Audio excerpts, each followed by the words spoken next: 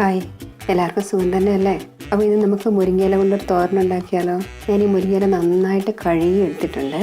അതിൽ കുറേ അഴുക്കും പൊടിയൊക്കെ ഉണ്ടാകും. അത് ഈ റോഡ് സൈഡിലൊക്കെ നിൽക്കുന്നതാകുമ്പോൾ പിന്നെ പറയേ വേണ്ട, മണ്ണും പൊടിയൊക്കെ അതിൽ പിടിച്ചിട്ടുണ്ടാകും. അപ്പോൾ അതൊക്കെ നന്നായിട്ടൊന്ന് കളഞ്ഞിട്ട് നന്നായിട്ട് വെള്ളത്തിലൊന്ന് കഴുകിയെടുക്കണേ. ഞാനിപ്പോൾ ഇവിടെ ഒരു 3 പിടി മുരിങ്ങയില എടുത്ത് വെച്ചിട്ടുണ്ട്. ഇതിനെന്തൊക്കെയാണ് ആവശ്യമെന്ന് നമുക്ക് നോക്കാം. മുരിങ്ങയില 3 പിടി, വേവിച്ച തുവരപ്പരിപ്പ് 3 ടേബിൾ സ്പൂൺ, ഉപ്പ് ആവശ്യത്തിന്, എണ്ണ 3 ടേബിൾ സ്പൂൺ,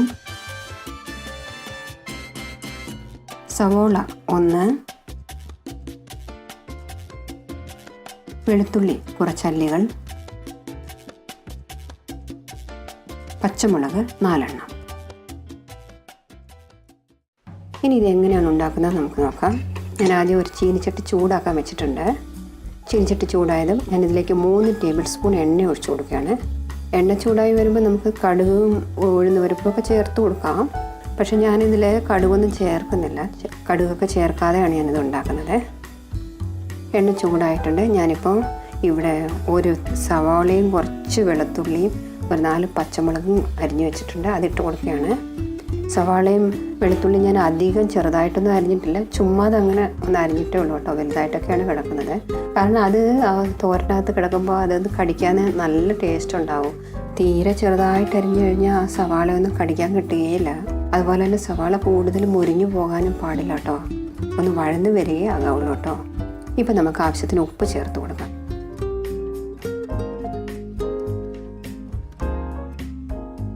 ഇപ്പോൾ സവാളയൊക്കെ നന്നായിട്ടൊന്ന് വഴന്ന് വന്നിട്ടുണ്ട്. അപ്പം ഞാനിതിലേക്ക് മുരിങ്ങയില ഇട്ട് കൊടുക്കുകയാണ്.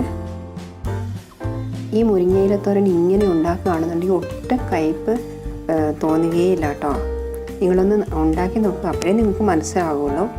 കുട്ടികളൊക്കെ ആണെന്നുണ്ടെങ്കിൽ അയ്യോ ഇതിന് കയ്പ്പ് ഉണ്ടാവുമല്ലോ എന്ന് വിചാരിച്ച് അവർ കഴിക്കാതിരിക്കും. പക്ഷേ ഇതിനൊട്ടും കയ്പ്പ് ഉണ്ടാകില്ല.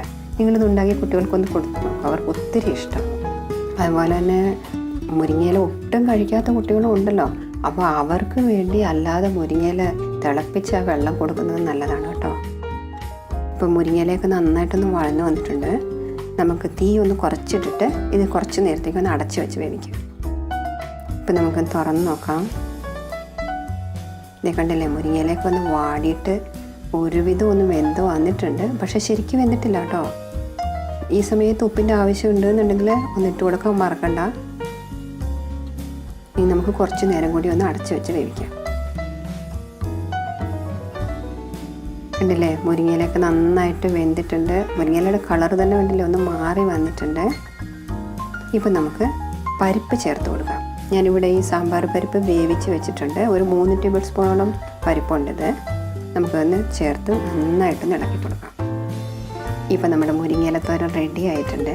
നിങ്ങളെല്ലാവരും ഇത് ഉണ്ടാക്കി നോക്കണേ, നല്ല ടേസ്റ്റാണ്, ഒട്ടും കയ്പ്പ് തോന്നുകയില്ല കേട്ടോ.